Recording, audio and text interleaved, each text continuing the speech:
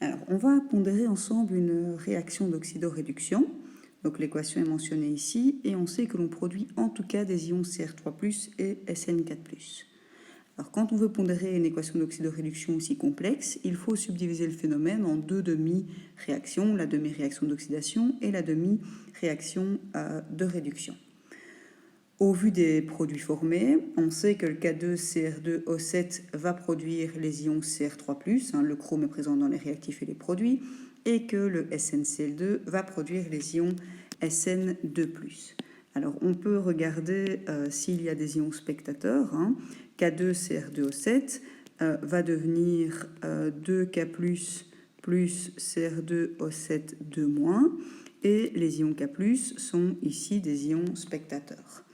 De la même façon, si on regarde pour SnCl2, ça va donner Sn2+, plus 2Cl-, et les ions chlorure sont ici des ions spectateurs. On va donc pouvoir écrire les deux demi-équations.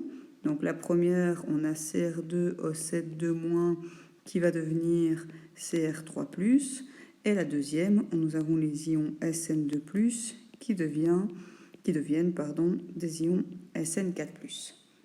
Alors la première chose à faire est de regarder tous les autres éléments chimiques que l'oxygène et l'hydrogène. Donc dans le cas de la première équation, le chrome. Donc ici on voit bien que c'est Cr2O7 et donc on va produire deux ions Cr3+. Pour l'étain, il n'y a aucun problème.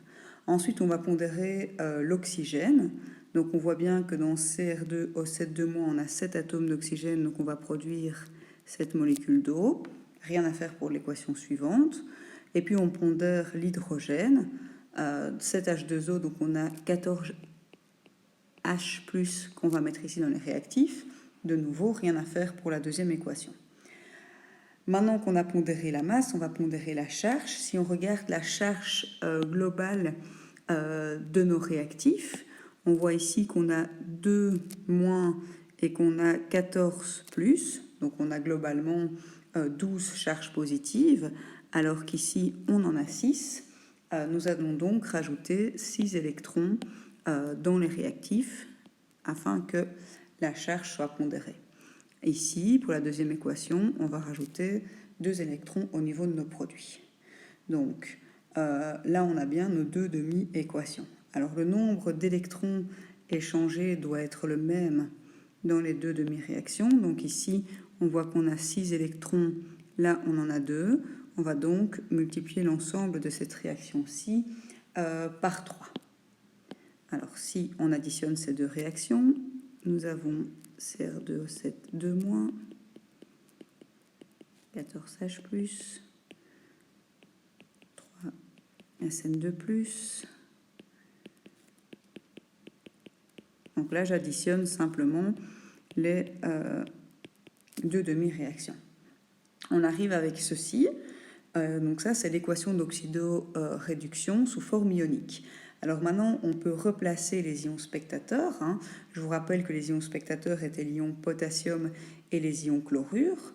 Donc l'ion potassium va se recombiner avec l'ion Cr2O7. On va se retrouver avec du K2 Cr2O7. Alors les ions Cl- vont se combiner avec les ions H+, on va se retrouver avec 14 HCl, plus 3,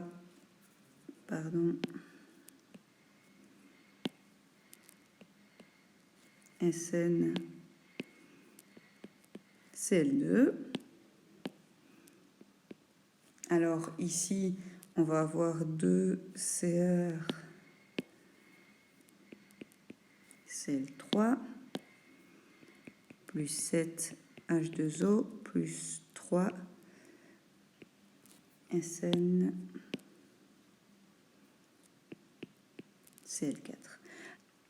Donc si on regarde au niveau des réactifs, nous avons ajouté 2 ions K+, et 20 ions Cl-, alors qu'au niveau des produits, nous n'avons pas ajouté de K+, et nous avons ajouté 18 ions Cl-.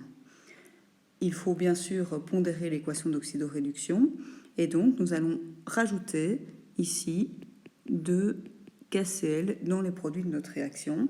De cette façon-là, on arrive bien à 2 K+, rajoutés dans les produits et 20 ions Cl-. L'exercice est résolu.